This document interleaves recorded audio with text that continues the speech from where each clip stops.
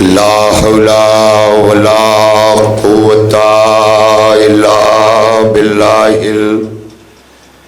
العلي العظيم حسبنا الله ونعم الوكيل نعم المولى ونعم النصير بسم الله الرحمن الرحيم الحمد لله الذي هدانا لهذا وما كنا لنهتدي لولا أن هدانا الله لقد جاءت رسل ربنا بالحق والصلاة والسلام على رسول الثقلين محبوب رب المغربين والمشرقين جد الحسن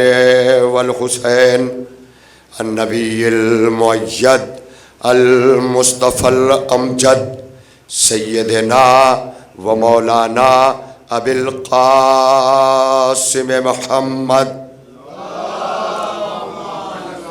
وعلى أهل بيته الطيبين الطاهرين المعصومين المظلومين أما بعد فقد قال الله في كتابه المجيد وفرقانه الحميد وقوله الحق بسم الله الرحمن الرحيم أفلا يتدبرون القرآن ام علی قلوب اقفالها صلوات بر محمد والے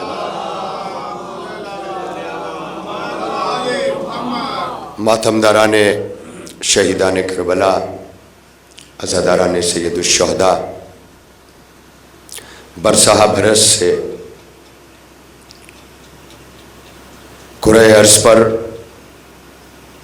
اس ضلع کے ماتھے پہ جھومر کے طور پر وہ بستیاں جو عزائے سید الشہداء کی خوگر رہی ہیں ہمیشہ سے تابندہ رہی ہیں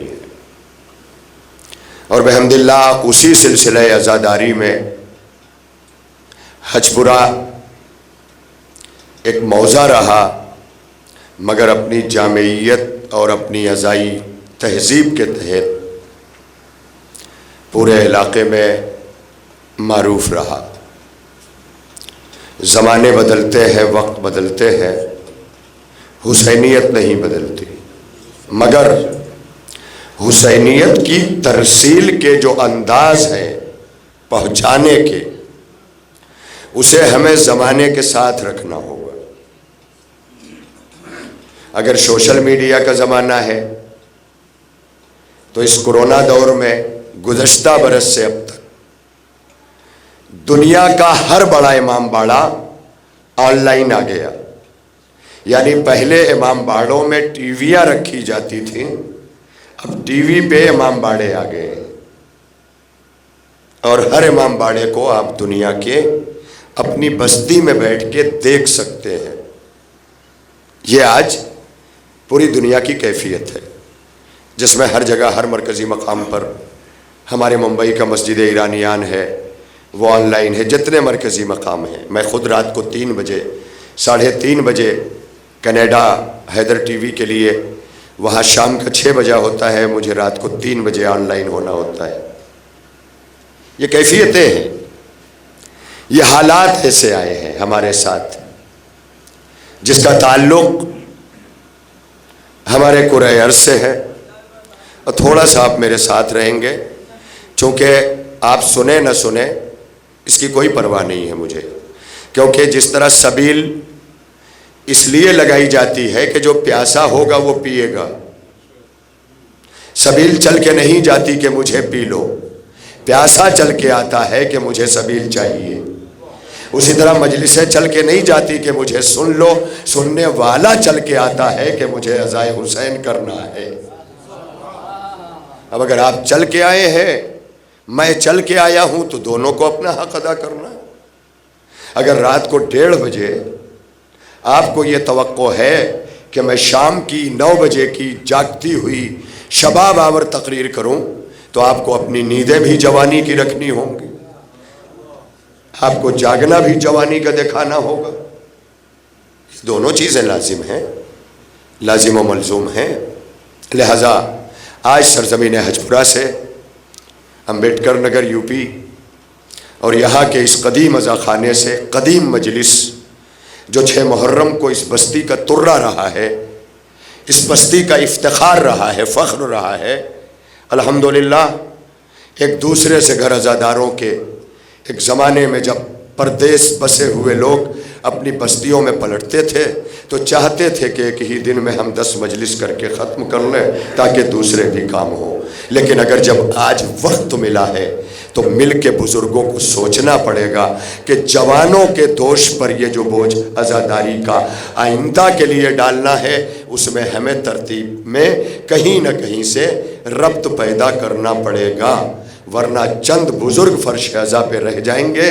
اور اس طرح سے جو سلسلہ ہے آپ پوری دنیا دیکھیں تو آپ کو اور کہیں جانے کی ضرورت نہیں ہے آج دنیا دیکھنے کے لیے۔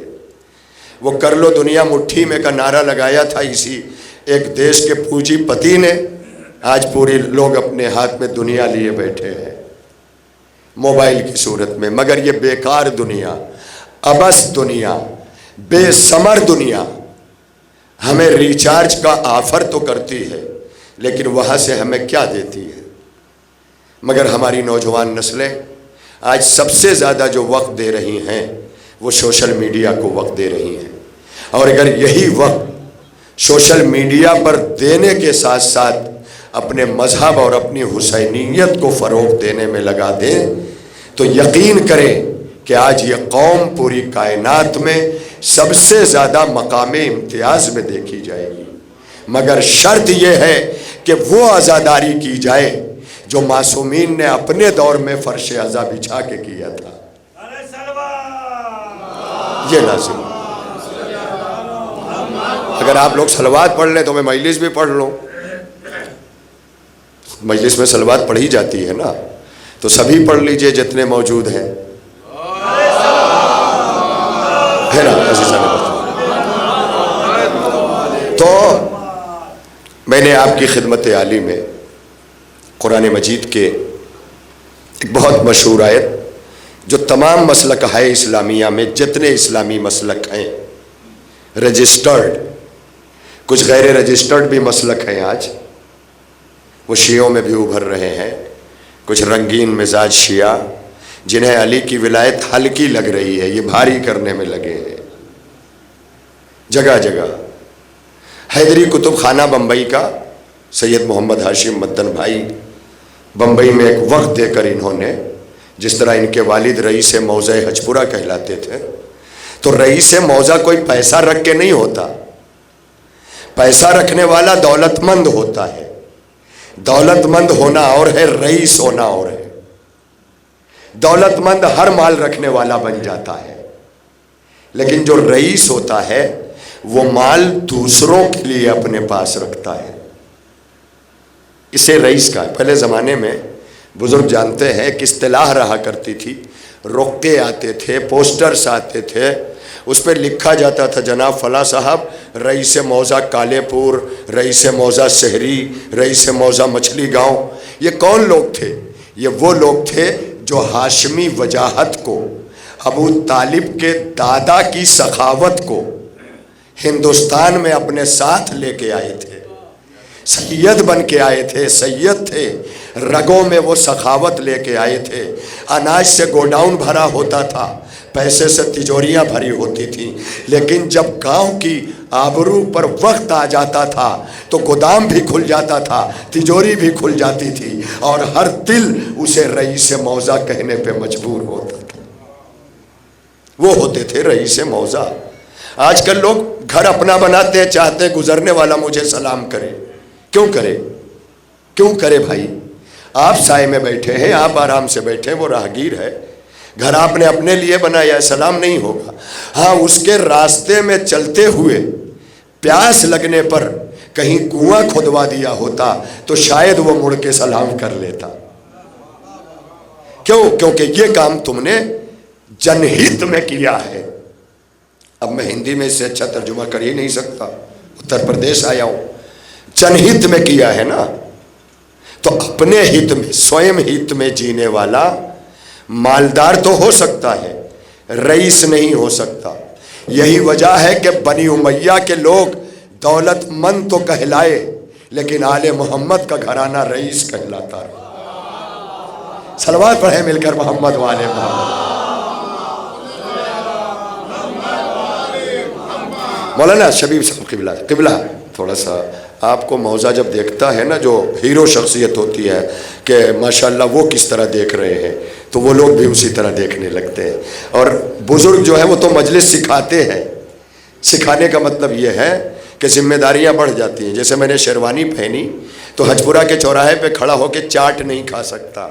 جائز ہے، حلال بھی ہے، مسلمان بھی ہے کھلانے والا، لیکن شیروانی ٹوپی اسے مکروہ بتانے لگتی ہے.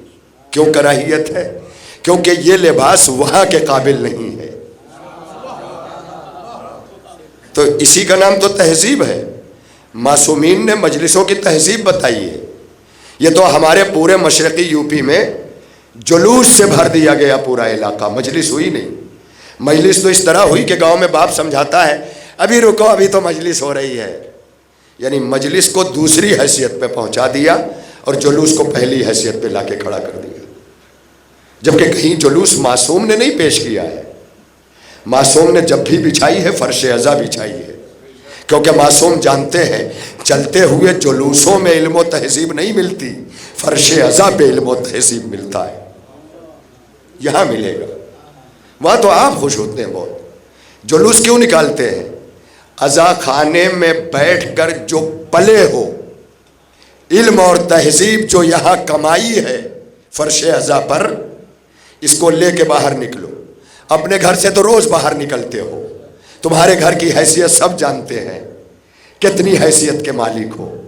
تمہارے گھر سے نکلنا کوئی نہیں دیکھے گا.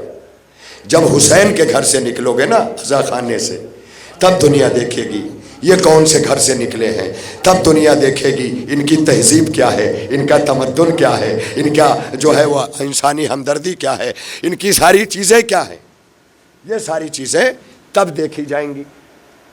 مائک کوئی بات نہیں، وہ چلے گا. اور جو لائیو دیکھ رہے ہیں ان تک مائک ہے. جو لائیو آپ میری طرف رہیں، وقت نہیں ہے کہ میں مجلس روک دوں، اس لیے وہ انتظام کر رہے ہیں جنہیں کرنا ہے. سب نہ کریں، جنہیں سننا ہے وہ سنیں. جن کی مجلس ہے وہ انتظام کر رہے ہیں انشاءاللہ.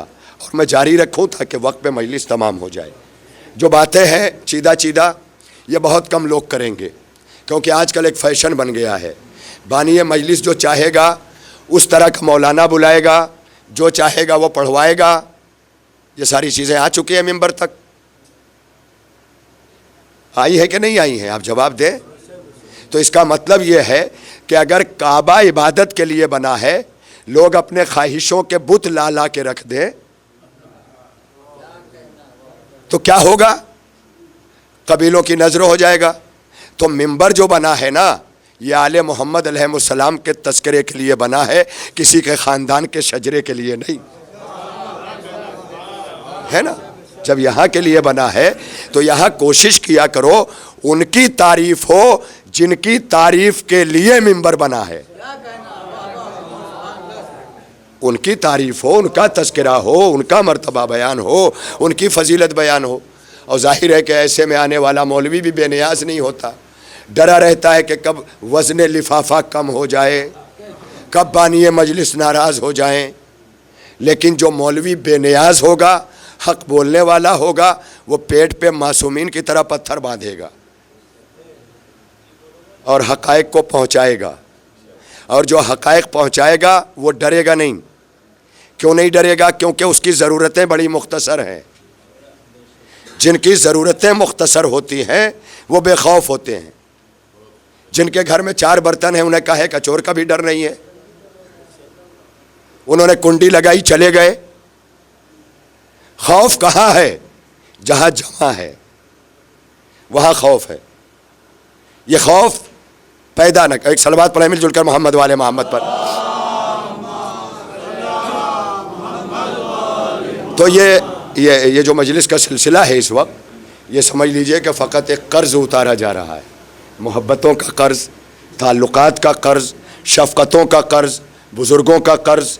ورنہ جو مجلس کے لیے وقت ہوتا ہے، آپ نے مجھے دعوت دی تھی تو مجلس کے وقت پہ کبھی دعوت دیجئے، انشاءاللہ تو مجلس پڑھی جائے گی، مجلس سنی جائے گی. یہ وقت مجلس آنکھیں کھلی ہیں مگر سماعتیں بند ہیں.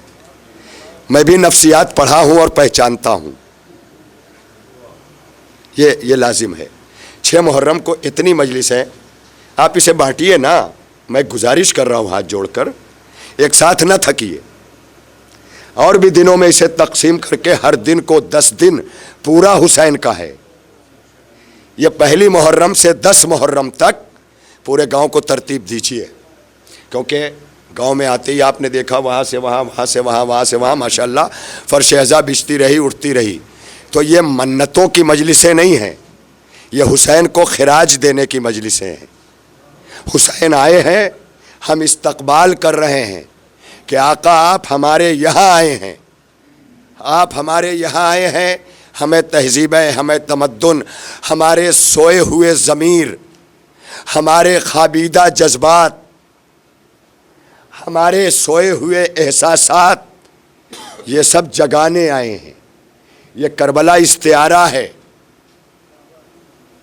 اشارہ ہے، ہمیں کسی جانب لے جانا چاہتی ہے، اور ہم کربلا کو اپنے اعتبار سے نہیں. اس میں پہلے دیکھنا پڑے گا کتنی چیزیں ہماری عزاداری میں جو ہم کر رہے ہیں، کتنی چیزیں آستھا ہیں، عقیدت ہیں، اور کتنی چیزیں عقیدہ ہیں. عقیدت آستھا کو کہتے ہیں. آستھا انسان کے اپنے ہردے سے نکلی ہوئی وہ تمنائیں ہیں جسے آستھا کہا جاتا ہے. اور عقیدہ اللہ کی طرف سے بھیجا ہوا اصول، اسے عقیدہ کہتے ہیں. جیسے اصول دین، توحید عقیدہ، عدل عقیدہ، نبوت عقیدہ، امامت عقیدہ، قیامت عقیدہ، یہ عقیدے ہیں نا. اسی کو اصول دین بھی کہا جاتا ہے. یہ عقیدہ ہے. عقیدہ کبھی نہیں بدلتا. جب آدم کا زمانہ تھا، زمین پر آدم اور حوا اکیلے تھے، تب بھی اللہ ایک تھا، تب بھی اللہ ایک تھا. اور قیامت کی سرحد آئے گی تب بھی اللہ ایک رہے گا. دنیا ختم ہو جائے گی تب بھی اللہ ایک رہے گا. یعنی توحید نہیں بدلے گی، عدل نہیں بدلے گا، نبوتیں نہیں بدلیں گی، امامتیں نہیں بدلیں گی، تصور قیامت نہیں بدلے گا. یہ ابتدا سے انتہا تک، آرمبھ سے پرارمبھ ہونے تک، اسٹارٹ سے اینڈ تک عقیدہ کہیں نہیں بدلا ہے، اور نہ بدلنے کی کوشش کیجیے گا. عقیدہ نہیں بدلا. جو بدلا ہے وہ شریعت بدلی ہے. نوح کی شریعت آئی، ابراہیم کی شریعت آئی، موسیٰ کی شریعت آئی، عیسیٰ کی شریعت آئی. یہ ساری شریعتیں بدلیں. کیوں بدلیں؟ وہی جو میں آپ سے ہاتھ جوڑ کے گزارش کر رہا ہوں. جیسے جیسے وقت کی ضرورتیں بدلیں، انداز عمل بدلا، اور جب انداز عمل بدلا تو اللہ نے شریعت بدلی. اب جناب نوح کی شریعت کو منسوخ کیا، جناب ابراہیم کی شریعت آ گئی. جناب ابراہیم کی شریعت کو اللہ نے منسوخ کر دیا. ایک زمانہ چلتے چلتے اب جناب موسیٰ کی شریعت آ گئی.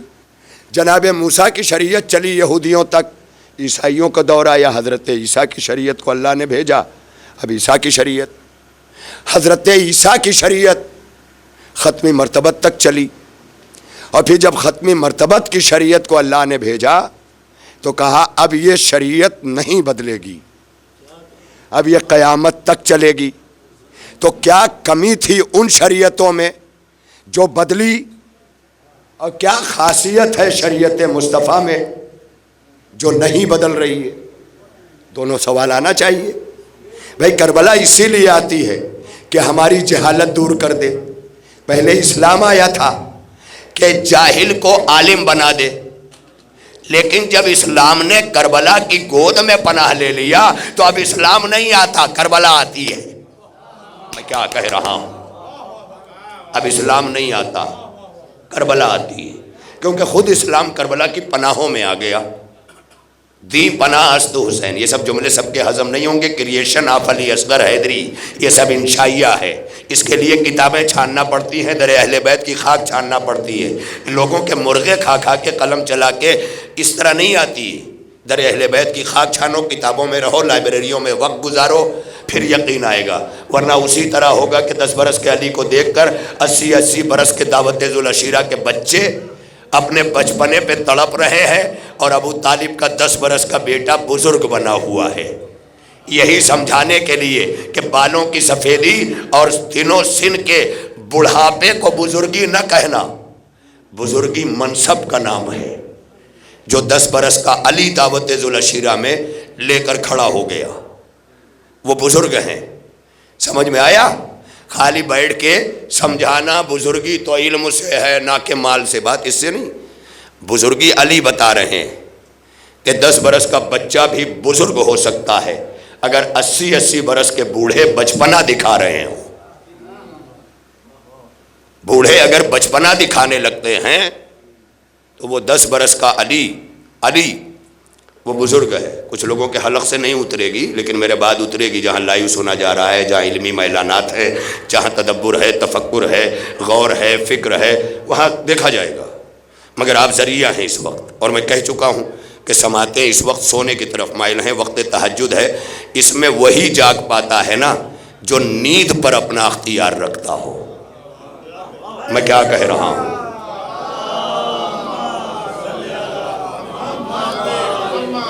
ارے میں کیا کروں، ایک طرف اپنے کو حسینی بھی کہتے ہیں، 10 دن کا محرم ہے، نیند پہ اختیار نہیں ہے، اور کربلا میں جو حسین کے ساتھ 72 ہیں وہ کہہ رہے ہیں کہ عزادار کم از کم اتنا ہو کہ اس کا نیند پہ اختیار ہو، ہمارا تو موت پہ اختیار ہے۔ اللہم صلی، ذرا مل کے صلوات ایک پڑھ لیں، نیند چلی جائے گی انشاءاللہ، زور سے پڑھ لیں۔ ہاں ایک بار تو آج جھٹکے سے پڑھیں گے ہوگا، جیسے ٹکٹ کی لائن لگانے کے لیے بمبئی والی، تب نیند نہیں آتی، کیوں نہیں آتی؟ کہ ٹکٹ مل جائے۔ ارے بمبئی کا ٹکٹ پانے کے لیے رات بھر کھڑکیوں پہ جاگ جاتے ہو، فرش عزا پہ تو جنت کا ٹکٹ بٹ رہا ہے، کھول کے جاگو نا۔ تو ارباب کرم، بڑی تیزی سے میں آ گیا اس منزل کی طرف، میں افلا وہ بات ہو رہی تھی، تو عقیدت، آستھا، اس کو سمجھا ہی دوں، بہت کم سمجھا، اور چونکہ ہمارے یو پی میں تو آستھا کا اتنا بڑا راج ہے کہ باقاعدہ ہمارے نیایالے آستھا کی بنیاد پر فیصلے سناتے ہیں۔ اس سے تو آپ کو اندازہ ہو ہی گیا ہوگا کہ آستھا کتنی بڑی چیز ہے یہاں۔ مگر آستھا میں یعنی عقیدت میں اور عقیدے میں بہت بڑا فرق ہے، بہت بڑا۔ عقیدہ اللہ کی طرف سے آتا ہے، توحید، عدل، نبوت، امامت، قیامت، یہ سب عقیدہ ہے۔ روزہ، نماز، حج، زکوٰۃ، یہ سب عمل ہے۔ اسی لیے عقیدے کو دین کہا گیا، عمل کو شریعت کہا گیا۔ عقیدے کا تعلق روح سے رکھا گیا، عمل کا تعلق جسم سے رکھا گیا۔ یہی وجہ ہے کہ جیسے ہی جسم مرتا ہے، قبر میں انسان اترتا ہے، وہ وہاں، شریعت یہاں۔ شریعت دور ہو جاتی ہے، بیکار ہے، لاس، جاؤ اب میرے کام کا نہیں ہے۔ شریعت دور کھڑی ہو گئی، وہ قبر میں چلا گیا، کیونکہ شریعت آئی ہے جسم کے لیے اور عقیدہ آیا ہے روح کے لیے۔ یہی وجہ ہے کہ قبر میں اتارتے ہی شریعت دور چلی گئی، مگر منکر و نکیر آ کے اب عقیدہ پوچھ رہے ہیں۔ عقیدے کا پوچھا جانا اس بات کی دلیل ہے، انسان جو چھوڑ کے جاتا ہے دنیا میں وہ عمل ہے، اور جو لے کے جاتا ہے وہ عقیدہ ہے۔ میں کیا کہہ رہا ہوں؟ وہ عقیدہ ہے۔ اس عقیدے کی مضبوطی عمل سے ہے، عقیدے کی مضبوطی عمل سے ہے۔ آپ ایک موبائل خرید کے لاتے ہیں، اس کو چارج کرتے ہیں کہ نہیں کرتے؟ نہ چارج کریں کیا ہوگا؟ مر جائے گا۔ جو موبائل جس کی چارجنگ ختم ہو گئی ہو،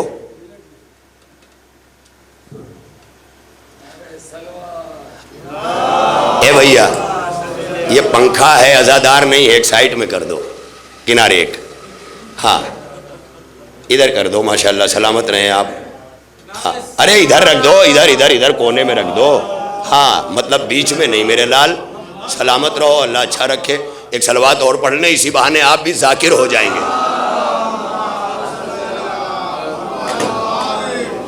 جتنے ذکر کرتے ہیں نا آل محمد کا وہ ذاکر ہوتے ہیں. یہی تو مجلس حسین کا اثر ہے کہ منبر پر بیٹھنے والا بھی ذاکر ہے، فرش عزا کا سامع بھی ذاکر ہے. یہ ذاکری کا مرتبہ ملتا ہے جب آپ ذکر کرتے ہیں، آل محمد علیہ السلام پر صلوات پڑھتے ہیں تو یہ ذکر کرتے ہیں آپ.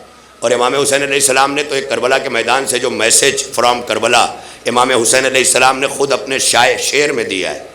خود امام علیہ السلام کا شیعتی ما ان شریف تم ما ازبن فذکرونی. اکثر لوگ سبیلیں بناتے ہیں، وہاں لکھ دیتے ہیں پانی پیو تو یاد کرو پیاس امام کی. یاد کرنے کا حکم نہیں ہے. امام نے کیا کہا ہے؟ فذکرونی، میری پیاس کا ذکر کرو. یاد کرو نہیں کہا ہے، میری پیاس کا ذکر کرو. فذکرونی. اب ترجمہ بھی تو کر لیں آپ. ذکر فذکرونی، تھوڑا سا جاگ لیجئے گا میری خاطر. میں آپ کی خاطر اب تک جاگ رہا ہوں کہ آپ سے ملاقات ہوگی. اور ایک دکھیاری ماں نہ جانے کب سے جاگ رہی ہے. آپ سب کی جدہ ہے. ہم تو امتی ہیں، غلام ہیں، نوکر بھی نہیں. آج کل کچھ مولوی آتے ہیں ممبر پر نوکری کرنے. ان نوکروں سے کہو کہ آل محمد کو نوکر کی نہیں غلام کی ضرورت ہوتی ہے. اور ان کو بڑا مولائی سمجھا جاتا ہے، بے وقوفوں کو. نوکر کیا چیز ہے جی؟ آپ بھی نوکر لائیے، تنخواہ نہ ملے گی، چھوڑ کے دروازہ بھاگ جائے گا. لیکن غلام لائیے، زندگی موت کے ساتھ رہے گا. آل محمد کو نوکر نہیں چاہیے. یہ پاکستان کے نوحہ پڑھتے پڑھتے نوحہ خان ہمارے یہاں کے، اسی کے ساتھ ساتھ ذاکرین بھی ہو گئے. بڑا سا امامہ بھی ہے سر پہ، بڑی سی لمبی ٹوپی بھی ہے. نوکری کے لیے حاضر ہوں، بی بی نوکری قبول فرمائیں.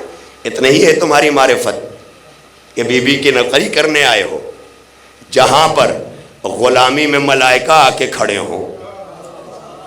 غلام کا مطلب ہوتا ہے اپنے نفس کو حوالے کرنا. اور ولایت علی کا مقصد یہی ہے.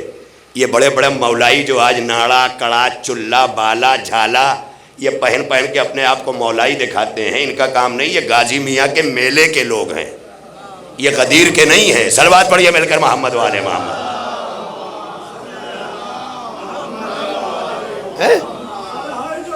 یا علی.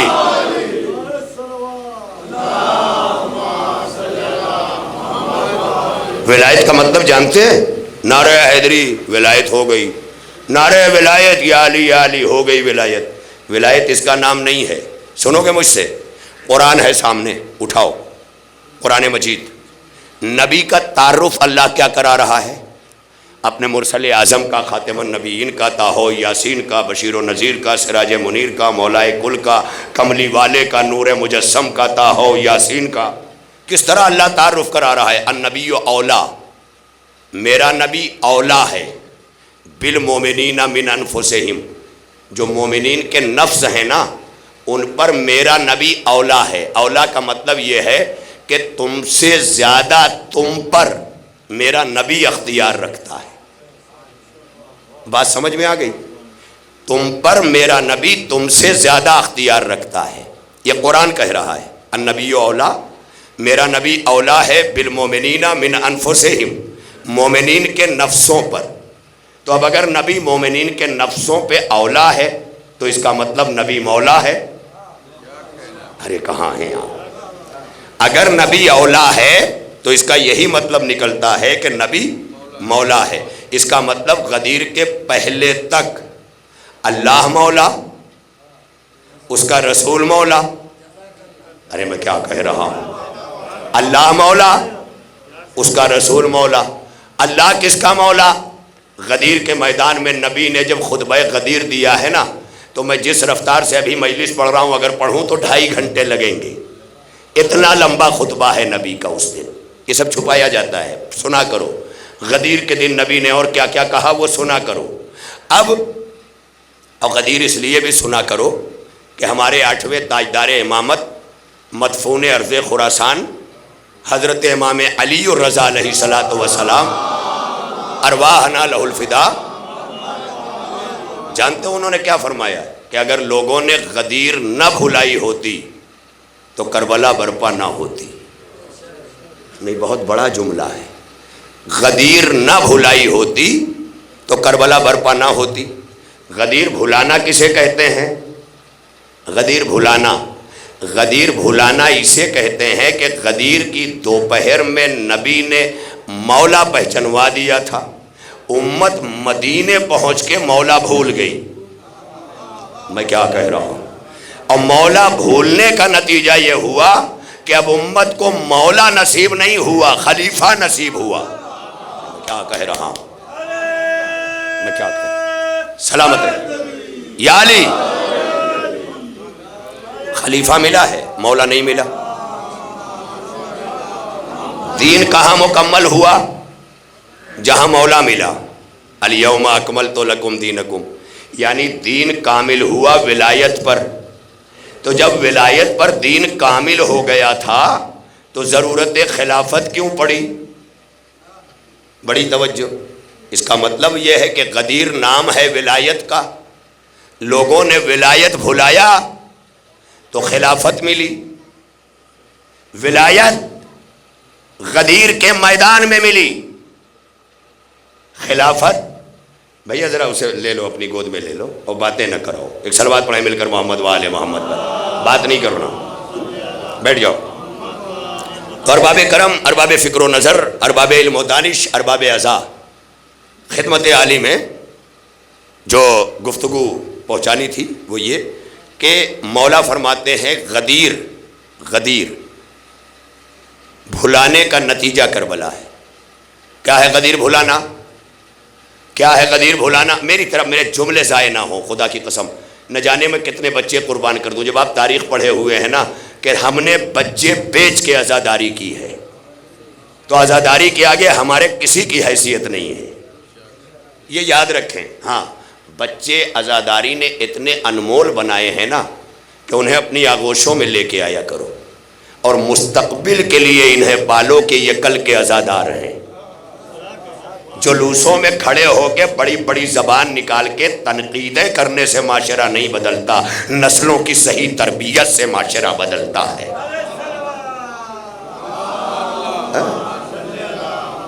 یہ اس طرح معاشرہ بدلتا ہے. بڑی بڑی توجہ ہے ارباب کرم. لہذا اس بار قسمتاً حاضر ہو گیا، کووڈ-19 کے سبب مشرقی سفر کر لیا میں نے، تو ایک ملاقات اپنے بزرگوں سے جو بچپن کی کبھی بھولی بسری یادیں تھی وہ تازہ ہو گئی، اور ظاہر ہے کہ ایسے ماحول میں آپ تک آیا. یہ جملہ لیتے چلیں کہ امام علیہ السلام نے یہ کہا. آج کل ایک بہت بڑی طاقت ہمارے یہاں شیعت کو کمزور کرنے نکلی ہے، جو ایک زمانے میں سنیت کو پوری طرح سے فنا کر کے چلی گئی. آج کوئی سنی کہیں نہیں ملتا. اہل حدیث ملے گا، دیوبندی ملے گا، بریلوی ملے گا، سب ملیں گے، سنی نہیں ملتے.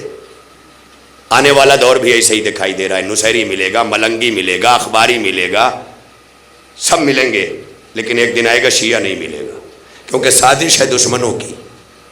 اور جو پوری دنیا میں شیعت کی آبرو بن کے ایران ہے، اس کے خلاف کیا جا رہا ہے.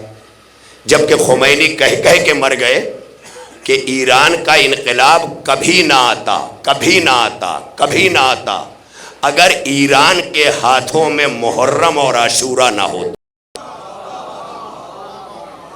آپ دیکھیں، یہ یہاں تک میں آیا. آیت اللہ خمینی کا ہر بار انقلاب اور ریلیشن اور پریورتن جو یہ چینج آیا، اس کے لیے جب بھی کسی میڈیا اور پترکار بندھو نے، آج کی میڈیا کی بات نہیں کر رہا ہوں، یہ تو ابو ہریرہ کا بھائی ہے، میں آج کی میڈیا کی بات نہیں کر رہا ہوں، بتا رہا ہوں اس دور کی میڈیا کی، ہر دور کی. پوچھا گیا یہ بتاؤ، آپ میری طرف دیکھتے رہے نا، ماشاءاللہ کبھی کبھی میں سوچتا ہوں کہ میں کتنا ہلکا ہو گیا ہوں کہ لوگ بیٹھے ہوئے کو نہیں جانے والے کو دیکھ رہے ہیں. بڑی توجہ، یہ مجلسیں ہیں، اور میں اپنے لیے اس لیے جملہ کہہ رہا ہوں کہ میں ممبر پہ ہوں، اور نبی یہی تو کہنا چاہتے تھے کہ جب ممبر پر علی ہو تو ادھر ادھر نہ دیکھا کرو. وہ نبی کا زمانہ تھا، اب ذکر علی ہو، اسی لیے ممبر پر آنے والے کو قبلہ بھی کہا جاتا ہے. کبھی سوچا قبلہ کیوں کہا گیا؟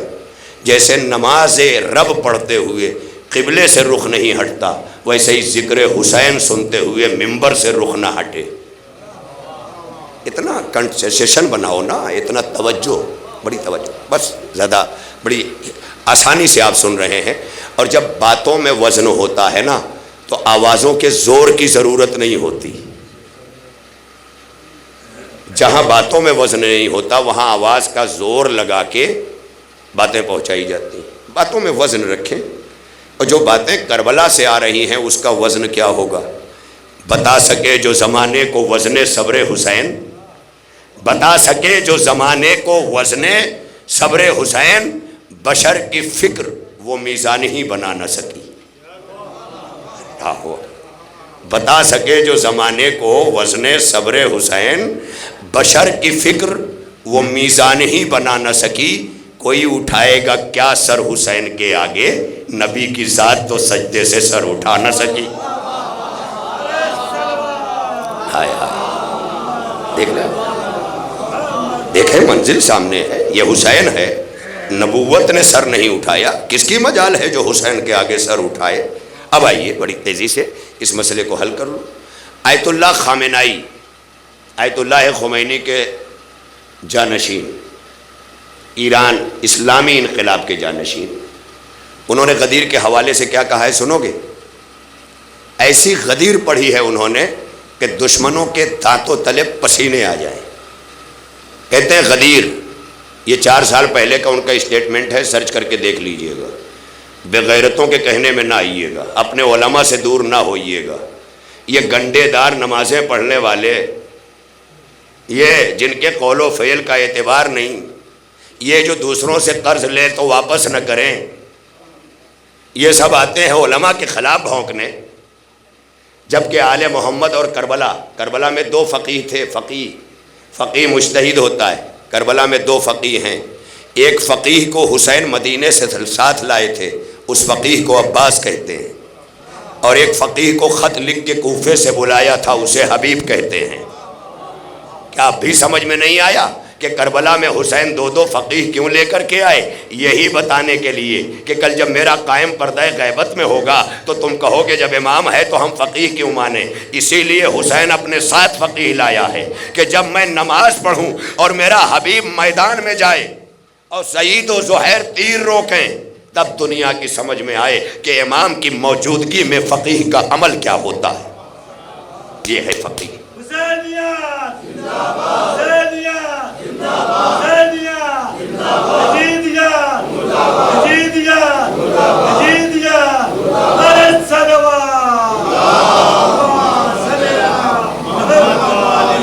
آج کل حیدرآباد میں ایک مداری بیٹھتا ہے ممبر پہ، ساری انگوٹھیاں پہنے، ٹی وی پہ آ رہا ہے، وہاں سے اخباریت کو فروغ دیا گیا. بمبئی میں بھی کچھ لونڈے اسی میں مبتلا ہیں. سب کے کیریکٹر سب کو پتہ ہیں کیا کیا بیچ رہے ہیں علماء کے خلاف. آیت اللہ خامنائی نے خدا کی قسم وہ غدیر پڑھی ہے، وہ غدیر پڑھی ہے کہ میرے جیسا قربان ہو جائے. کہتے ہیں کہ غدیر خواص کے لیے کربلا ہے اور کربلا عوام کے لیے غدیر ہے. یہ عوام اور خواص کیا ہے؟ عام اور خاص کا عام لوگوں کے لیے غدیر کربلا ہے اور خاص لوگوں کے لیے کربلا غدیر ہے. دیکھیے امام کے جملے کیسے مل رہے ہیں. امام نے کہا اگر کربلا غدیر نہ بھلائی گئی ہوتی تو کربلا برپا نہ ہوتی. یہ کیا کہہ رہے ہیں؟ کہہ رہے ہیں کہ عوام کے لیے غدیر کربلا ہے اور خواص کے لیے کربلا غدیر ہے. مقصدیت کو سمجھیں. اب یہ عوام اور خواص کیا ہے؟ تو ایک ہی بات پتہ چلی کہ رسول کے صحابی عوام ہیں اور حسین کے صحابی خواص ہیں. میں نہیں کہہ رہا ہوں، کیونکہ امام حسین نے فخر کیا تھا جیسے صحابی مجھے ملے نہ میرے نانا کو ملے، نہ میرے بابا کو ملے، نہ میرے بھیا کو ملے. یہ حسین نے کہا. اس کا مطلب حسین کے صحابی اور حسین کے اصحاب جو ہیں وہ خواص ہیں.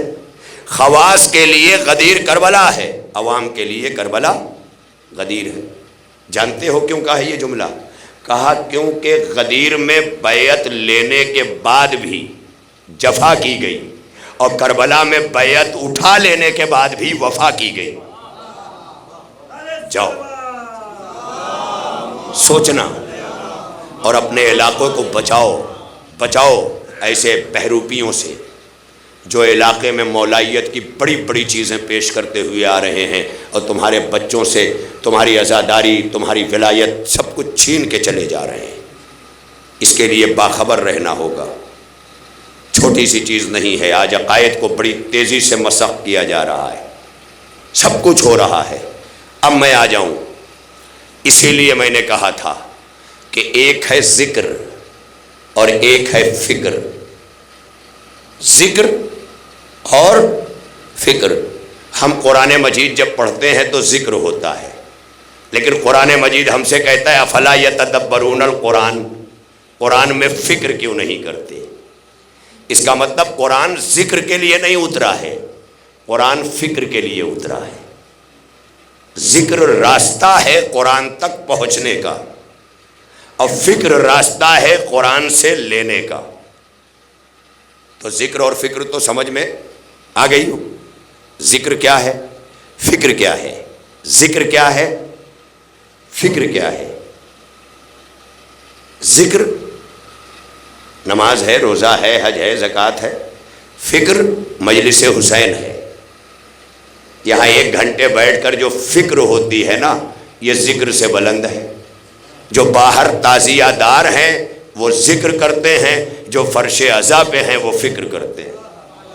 میں کیا کہہ رہا ہوں؟ یہی وجہ ہے کہ 30 رمضان کی تراویحاں وہ مرتبہ نہیں رکھتی جو 1 گھنٹے کی مجلس عزا رکھتی ہے، کیونکہ تراویح میں ذکر قرآن ہوتا ہے اور مجلس میں فکر حسین ہوتی ہے۔ یہ ہے منزل، یہ منزلیں جو ہمارے لیے لمحات فکریہ۔ بہرحال بڑی تیزی سے گفتگویں پہنچ گئیں اور آپ تک پہنچانے میں، مگر اس فکر تک قرآن کہہ رہا ہے مجھ میں فکر کرو، یہ قرآن کہہ رہا ہے۔ حر کربلا میں ایک ایسا کردار ہے، حر جو تقریباً 70 برس کا ہے، اور 70 برس سے وہ ذکر کر رہا ہے۔ بے نمازی نہیں تھا حر، راستے میں امام حسین کے ساتھ اقتدا میں نمازیں پڑھی ہیں، قافلہ روکا ہے، لجام فرس پہ ہاتھ ڈالا ہے۔ وہ کہہ رہا ہے یہ میری ڈیوٹی ہے، مگر میں کیا کروں کہ امامت کے لیے حسین سے اچھا مجھے کوئی نہیں مل رہا۔ حسین نماز پڑھاتا ہے، میں پڑھتا ہوں۔ یہ ہے منزل۔ حسین ایسا ہو کہا حسین نماز پڑھاتا ہے، یہ حر ہے۔ عبادت 70 برس سے کر رہا ہے، مگر ذکر کر رہا ہے۔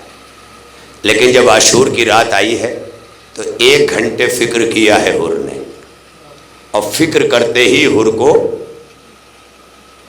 راہ حق مل گئی، حسین کی طرف چلا گیا۔ اور اسی حر نے بتا دیا کہ کربلا ذکر والوں کو نہیں ملتی، کربلا فکر والوں کو ملتی۔ ذکر تو سبھی کرتے ہیں، تعزیہ دار نہ بنو۔ آج کل یہ جو آتے ہیں نا تعزیہ داری دکھانے، تعزیہ داری کسے کہتے ہیں؟ تعزیہ دار ہونے کے لیے تو کلمہ پڑھنے کی بھی ضرورت نہیں۔ آپ کے یہاں جب جلوس اٹھتا ہے 10ویں کا، آپ دیکھ لیجئے، ہر علاقے سے آپ کے گاؤں کے جتنے بھی ہمارے بھائی یہاں بستے ہیں، جو بھی جاتی اور دھرم کے، کیا وہ تعزیہ لے کے نہیں آتے آپ کے ساتھ؟ آتے ہیں نا؟ کیوں آتے ہیں؟ کیا وہ عزادار ہیں؟ نہیں۔ کیا ہیں؟ تعزیہ دار ہیں۔ تعزیہ دار ہیں۔ اسی کو تعزیہ دار کے لیے کلمہ پڑھنے کی بھی ضرورت نہیں ہے۔ کلمہ بھی نہ پڑھے، ہاتھ میں تعزیہ لے کے آ جائے تو وہ تعزیہ دار ہے۔ مگر ہر تعزیہ رکھنے والے سے جب جا کے پوچھو گے کہ بھیا یہ تعزیہ کیوں رکھتے ہو، تو کوئی کہے گا میرا کاروبار نہیں چلتا تھا، میں نے بابا سے مانگا، چلنے لگا، میں نے تعزیہ رکھ دیا۔ میرے یہاں اولاد نہیں تھی، میں نے مانگا، میں نے تعزیہ رکھ دیا۔ یعنی ہر تعزیے کے پیچھے کچھ نہ کچھ مانگنا چھپا ہے۔ میں کیا کہہ رہا ہوں؟ تو جو حسین سے لینے آتا ہے اسے تعزیہ دار کہتے ہیں، اور جو حسین پہ لٹانے آتا ہے اسے عزادار کہتے ہیں۔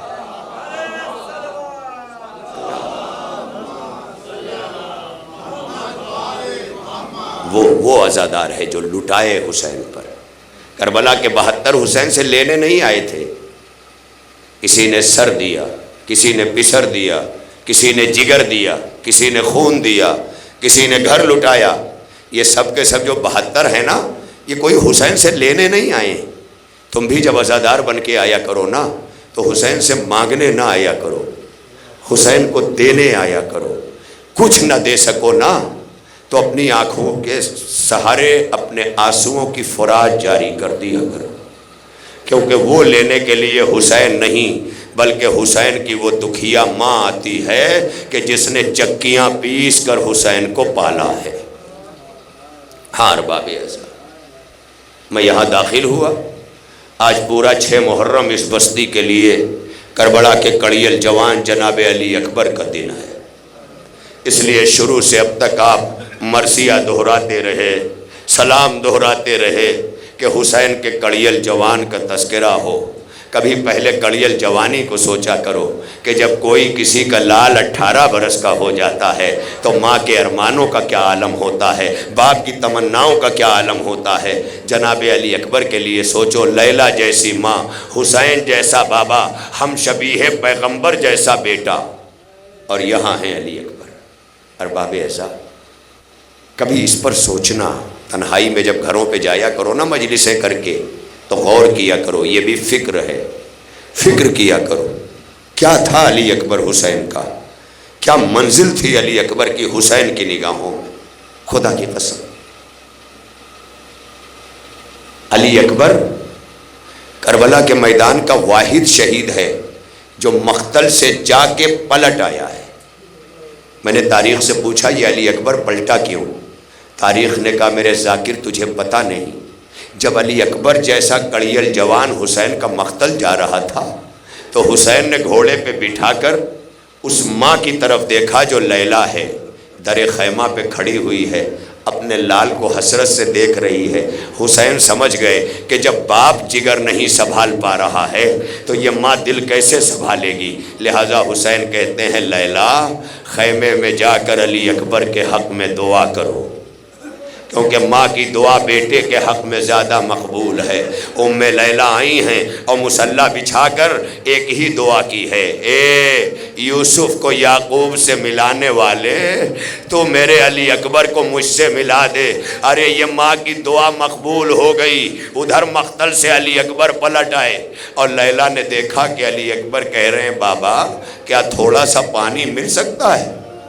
کیا علی اکبر کو نہیں پتا ہے کہ خیمے میں پانی نہیں ہے؟ پتا ہے، مگر اپنا پلٹنا درج کروا رہے ہیں تاکہ تاریخ مقتل جب لکھی جائے تو یہ لکھا جائے کہ حسین کا کڑیل جوان مقتل سے پلٹ کر آیا تھا۔ یہ بوڑھا باپ ہی بتا سکتا ہے۔ ایک اور شرعی نکتہ بتاؤں کیا ہے؟ اگر کسی بوڑھے باپ کا کوئی کڑیل جوان بیٹا مر جاتا ہے نا تو شریعت حکم دیتی ہے لوگوں کو کہ کبھی بوڑھے باپ کو جنازے کو کاندھا دینے کے لیے نہ لانا، مکروہ ہے یہ عمل۔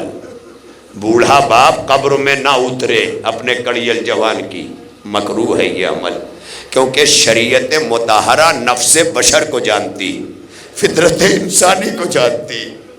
ارباب اعزاز، یہ حد ہے نا آخری کہ اگر بوڑھا باپ بیٹے کو کاندھا دے گا تو نہ جانے کب گر پڑے، جنازے کی بے حرمتی ہو جائے، یہ باقی ہے نا چانسز، لہذا بوڑھے باپ کو منع کر دیا گیا۔ لیکن جب کڑیل جوان نے کلیجے پہ برچھی کا پھل کھایا اور آواز دی تو اب حسین جیسے بوڑھے باپ کے ساتھ کون تھا، کون جاتا؟ بوڑھا باپ جس کی کمر عباس کے جانے سے جھک چکی تھی، جس کی آنکھوں کے سامنے ابھی آپ نے مرثیے میں پڑھا دھواں دھواں سا چھا گیا، ایسا بوڑھا باپ جب بیٹے کے لاشے پہ پہنچا ہے نا، گرتے پڑتے کبھی اٹھتا تھا کبھی ٹھوکریں کھاتا تھا حسین، زخم لیے ہوئے بدن پہ حسین چلا ہے۔ اور تاریخ کہتی ہے کہ جب حسین اپنے بیٹے کے قریب پہنچے ہیں تو باپ نے فوراً ہاتھ بڑھا کر چاہا سینے پہ رکھ دیں، علی اکبر سختی سے اپنا ہاتھ سینے پہ بھینچے ہوئے ہیں۔ حسین نے ہاتھ کی سختی پر اپنا ہاتھ سخت کیا، کہا میرے لال یہ سینے پہ ہاتھ، کہا بابا نیزے کی ہنی سینے میں ٹوٹ گئی ہے۔ عزادارو یہ جملہ کیسے سن لیا؟ مقتل میں بوڑھے باپ کے سامنے کڑیل جوان کہہ رہا ہے بابا نیزے کی انی سینے میں ٹوٹ گئی ہے۔ بھئی یہ جملہ سننا تھا کہ حسین سے نہ رہ گیا علی اکبر بیٹا ہاتھ تو ہٹاؤ۔ اب ہاتھ جو ہٹا تو حسین نے آستین کو پلٹا اور ایک مرتبہ نیزے کو پکڑا، تھوڑا سا آہستہ سا حسین نے دباؤ بنایا کہ نیزے کی انی کو باہر نکال لیں، مگر کلیجہ الجھ کے باہر آ گیا۔ مجھے نہیں پتا کہ علی اکبر کے کلیجے سے کتنا خون بہا، مگر حمید ابن مسلم مقاتل جس کے ذریعے لکھے گئے ہیں وہ کہتا ہے کہ جب کڑیل جوان کا لاشا خیمے کے قریب لا کے رکھا گیا تو ایک بی بی باہر آئی جو اپنے سر پہ سفید چادر ڈالے ہوئے تھی، وہ لاشے پہ گر گئی اور جب اٹھی ہے لاشے سے تو اس کے سر کی چادر خون سے بھر چکی تھی۔ یہ ہے علی اکبر، یہ ہے کھڑیل جوانی علی اکبر کی۔ اب آخری جملہ ہر ایک روئے گا، اگر اپنے حسین کا ہے اور رزق حلال کھا کے آیا ہے فرش عزا پر تو آنسو نہیں رکیں گے انشاءاللہ۔ جو جملے میں پڑھنے جا رہا ہوں، اب امام حسین نے نیزے کی انی تو کھینچ لی، اس سے بڑا جو مرحلہ ہے حسین کے سامنے، میں نے ابھی کہا نا کہ شریعت میں بوڑھے باپ کو کاندھا دینا منع ہے، جبکہ تین طرف لوگ موجود ہیں، لیکن یہاں حسین اکیلا ہے۔ اب علی اکبر کے لاشے کو اٹھانا ہے، اب یہ اٹھائے کیسے؟ میں بھی سوچ رہا تھا کہ حسین نے اٹھایا کیسے ہوگا، تاریخ نے کوئی انداز نہیں بتایا تھا، لیکن جب میں غور کرنے بیٹھا نا تو مجھے پتا چلا کہ علی اکبر کو مقتل میں حسین نے لٹایا اور کمر کے برابر پشت کی طرف رخ کر کے حسین بیٹھ گئے اور دھیرے دھیرے اپنی پیٹھ پر علی اکبر کو رکھنا شروع کیا۔ علی اکبر سہارا دیتے جاتے ہیں، حسین کی پیٹھ پر علی اکبر ہیں اور حسین کا دونوں ہاتھ گھٹنوں پہ ہے، جیسے رکوع میں نمازی ہوتا ہے۔ اس عالم میں حسین نے اپنے دونوں ہاتھ گھٹنے پہ رکھے ہیں۔ تاریخ کہتی ہے کہ حسین اکبر کا لاشا لے کر اپنی پیٹھ پر رکھے ہوئے یا علی یا علی یا علی کہتے ہوئے چلے۔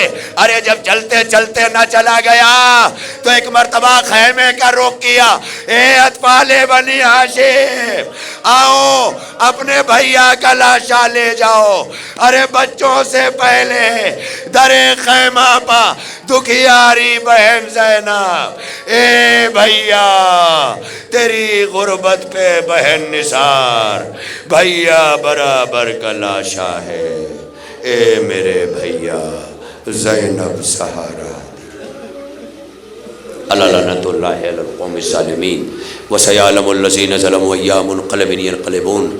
الہنا و سیدنا و مولانا و تقبل منا بحق زہرا و ابیہا و بعلہا و بنیہا و بحق ائمۃ التسعۃ الطاہرین من ذریۃ الحسین علیہ السلام۔ پالنے والے اس بستی میں صبح سے اب تک اور پہلی محرم سے اب تک اور آنے والے ایام عزا تک جو بھی مجالس ماتم عزاداری ہو رہی ہے، مولا ہم سب سے اس عزاداری کو قبول فرما لے۔ اس عالم غربت میں، افلاس میں، کووڈ میں، اے مولا ہم آپ کے شایان شان کوئی خدمت نہیں کر سکتے۔ غربت کا ہر طرف راج ہے، پریشانیوں میں عزت بچا کے مومنین جی رہے ہیں۔ اے عزتوں کے تاجدار حسین، ان عزاداروں کا مقدر بدل دے، ان میں جو پریشان ہیں ان کی پریشانیوں کو دور فرما، جو بے روزگار ہیں انہیں بہترین روزی عطا فرما، جو برسر روزگار ہیں ان کے کاروبار میں برکت اور ترقی عطا فرما۔ اے اللہ جتنے بھی بانیان مجلس ہیں اور موجودہ بانی مجلس ہمارے سید محمد ہاشم مدن بھائی اور ان کے سبھی برادران جو مسلسل ان کے ہاں یہ مجلس ہو رہی اور دیگر مومنین کے مولا، اس مجلس عزا کو ان کے حق میں قبول فرما، ان کے مرحومین اور جمیع مرحومین مومنین مومنات کی مغفرت فرما۔ اے اللہ جب تک ہمیں دنیا میں زندگی دے عزاداری حسین پہ باقی رکھ، دنیا سے اٹھا تو اہل بیت کی محبت میں اٹھا، دنیا میں زیارت حسین اور آخرت میں شفاعت حسین نصیب فرما۔ اپنی آخری حجت امام زمانہ کے ظہور میں تعجیل فرما، ہمارے کردار و اعمال کو امام کا سایہ، امام کے ناصرین میں شامل ہونے کے قابل بنا۔ الہی تقبل منا انکا انت السمیع العلیم بحق محمد و آلہ الطاہرین۔